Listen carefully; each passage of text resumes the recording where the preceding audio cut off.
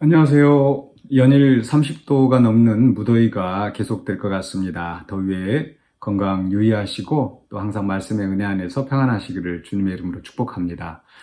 오늘 우리가 함께 나눌 하나님의 말씀은 고린도 후서 5장 1절로 4절입니다. 제가 봉독하겠습니다. 만일 땅에 있는 우리의 장막집이 무너지면 하나님께서 지으신 집, 곧 손으로 지은 것이 아니요 하늘에 있는 영원한 집이 우리에게 있는 줄 아느니라. 참으로 우리가 여기 있어 탄식하며 하늘로부터 오는 우리 처소로 덧입기를 간절히 사모하노라. 이렇게 입음은 우리가 벗은 자들로 발견되지 않으려 함이라. 참으로 이 장막에 있는 우리가 짐진 것 같이 탄식한 것은 벗고자 함이 아니요 오히려 덧입고자 함이니 죽을 것이 생명의 삼킨 바 되게 하려 함이라. 아멘. 네, 오늘 이 말씀을 통해서 죽음에 대한 시각을 한번 생각해 보려고 합니다.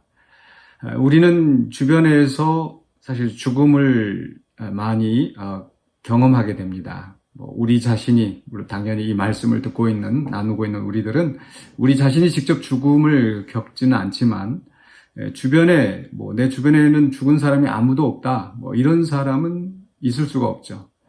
가까운 사람, 또 정말 사랑하는 사람을 잃기도 하고, 또 친구, 아는 사람, 이런 죽음을 우리가 맞이했을 때 참 슬퍼하고 또 같이 애석하게 생각하면서 또 위로하기도 하고 그렇게 살아갑니다.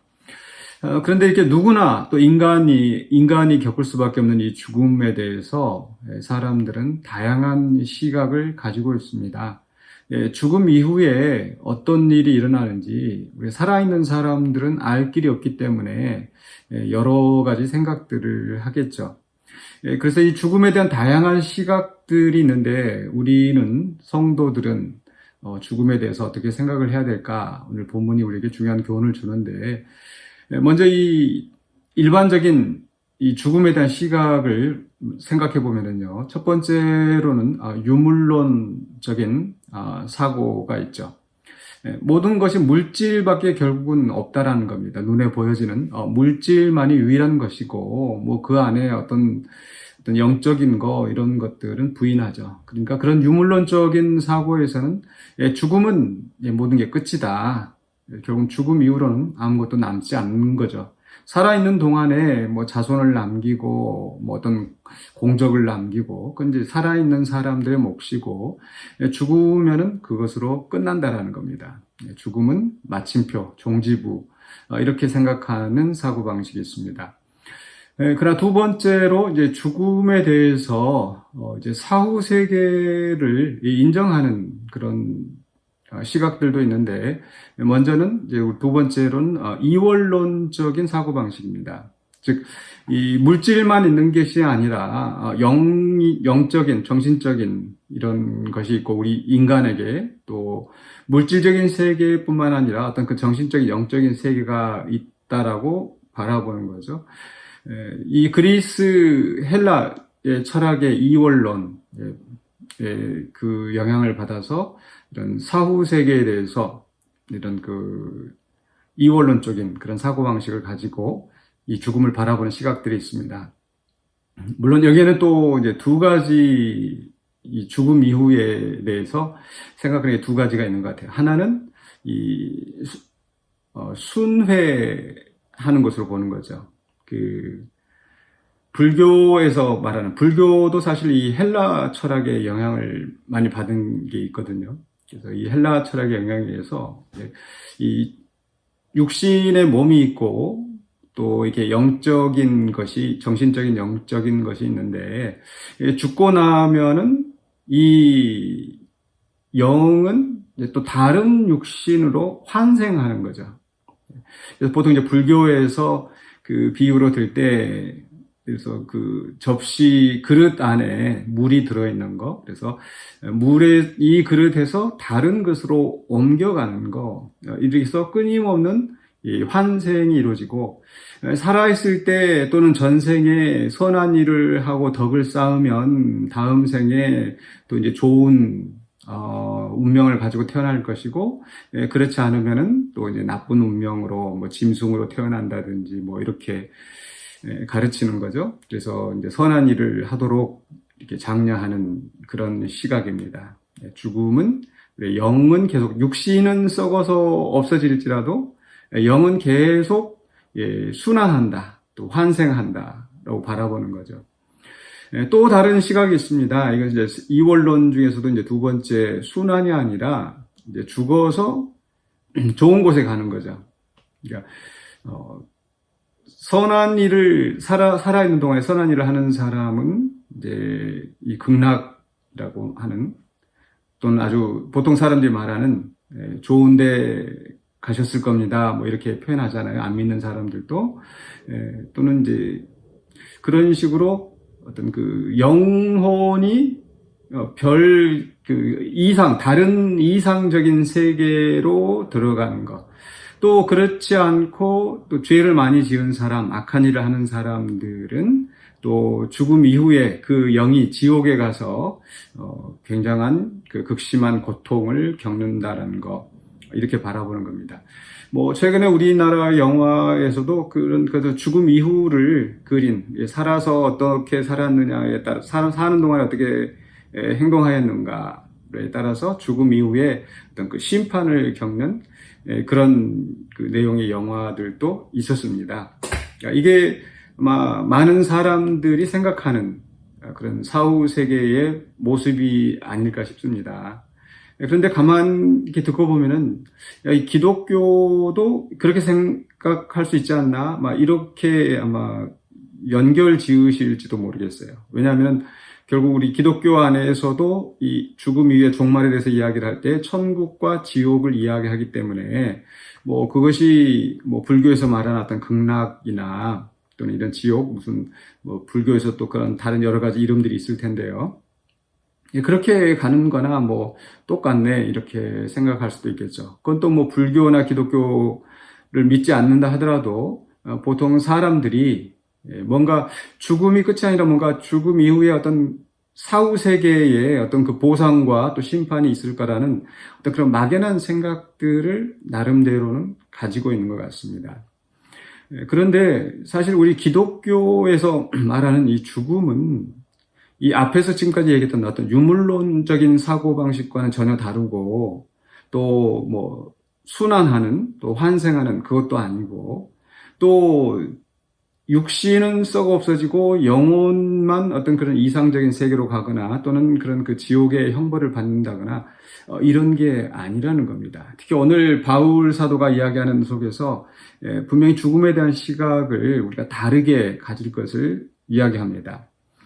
1절에서 만일 땅에 있는 우리의 장막집이 무너지면, 이게 이제 우리 육신의 몸이 죽는 거죠. 우리의 장막집에서 지금 바울은 이 삶을 이 집으로 표현을 하고 있습니다.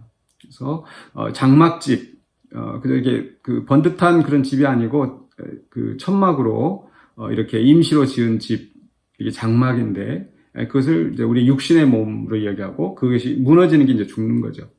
근데 그게 끝이 아니라 하나님께서 지으신 집, 곧 손으로 지은 것이 아니요, 장막집과 다른 이제 번듯한 그냥 보통 집입니다. 하나님께서 지으신 집, 곧 손으로 지은 것이 아니요, 하늘에 있는 영원한 집이 있어 우리에게 있는 줄 아느니라. 장막은 임시거처입니다.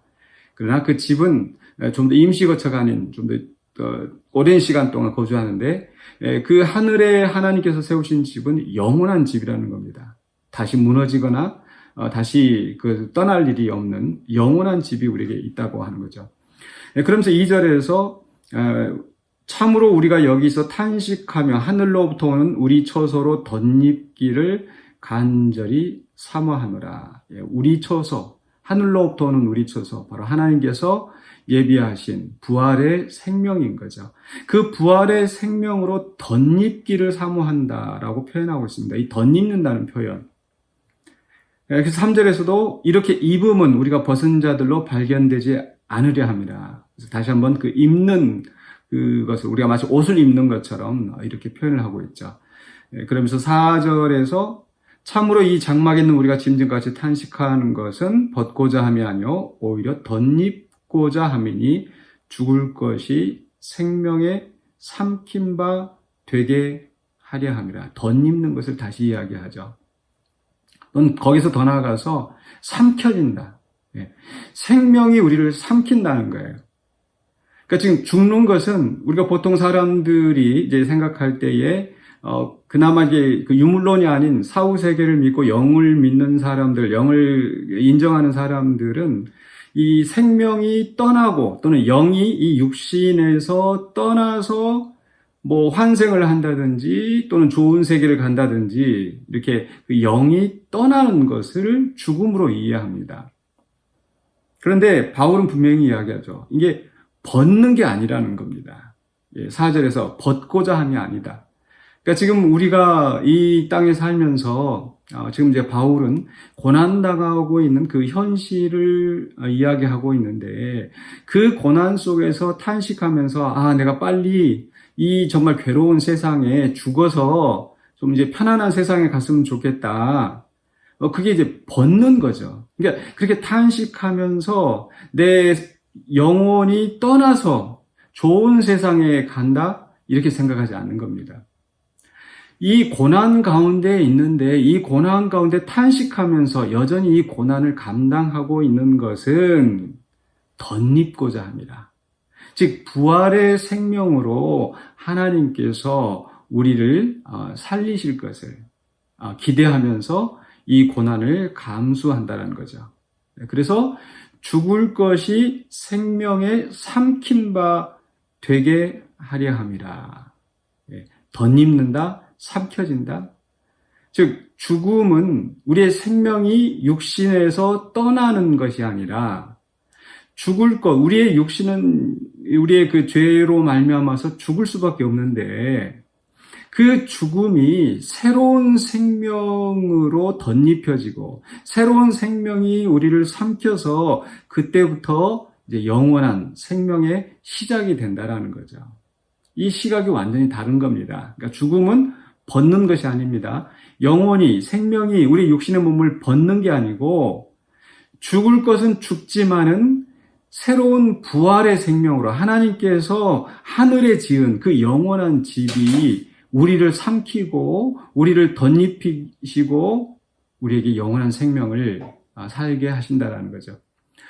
마치 뱃속에 있는 아기가 뭐 그 안에 우리가 어떤 의식이 있는지 알 수가 없습니다. 우리도 기억이 없고요. 그런데 만약에 의식이 있다면 그곳이 아마 모든 세계의 전부라고 생각할 거예요. 엄마의 뱃속에서 탯줄을 통해서 모든 것이 공급되어지고 거기서 발로 차기도 하고 그런데 그게 이제 그 양수가 터지고 이제 출산할 때 정말 이게 뭔가 이렇게 좀 그 압박이 오고 죽는 것 같은 그죠. 그게 끝입니다. 그 세계는 끝이에요. 그러나 엄마 태를 열고 나오면서 새로운 그 생명, 출산이 이루어지는 것처럼 우리도 그러합니다. 우리가 지금 보고 있는 이 물질의 세계, 우리가 이 땅에 살고 있는 이 현실의 세계가 전부인 것처럼 우리가 살아가지만 그러나 때가 되면 우리가 이 육신의 죽음을 맞이하는데 그 육신의 죽음을 맞이할 때 우리는 부활의 생명을 입게 되고 영원한 생명으로 우리가 주님 앞에 서게 된다라는 거죠.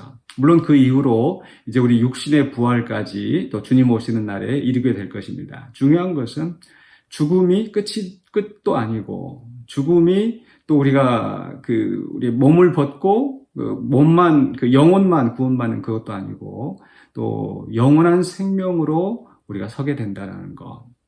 그러므로 그 영원한 생명을 바라보면서 지금 우리의 삶 속에서 현실적으로 당하는 우리가 사명을 감당하면서 또 주님 말씀대로 살아가면서 그렇게 힘들게 어렵고 살아가는 것이 결코 무익한 것이 아니라 그 영원한 생명을 향하여 가는 힘찬 발걸음이라는 것. 그 영원한 생명으로 덧입혀지기를, 삼켜지기를, 그 생명에 삼켜지기를 바라면서 가는 거죠.